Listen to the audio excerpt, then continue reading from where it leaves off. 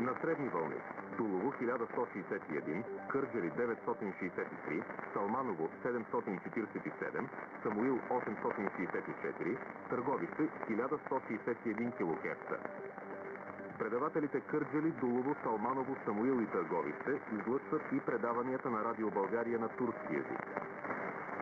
Сателитно излъчване. Спътник Eutelsat 2 позиция 16 градуса изток.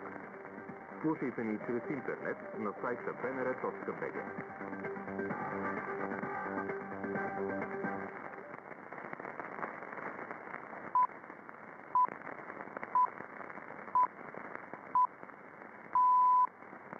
Ще се слушат емисия новини.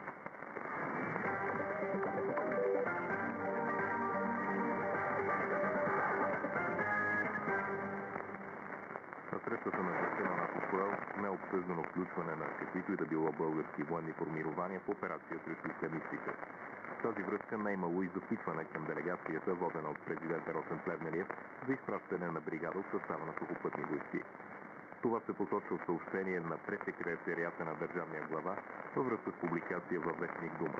В нея се твърди, че България е дала принципно съгласие за изпращането на български военни за операции срещу групировката Ислямска държава.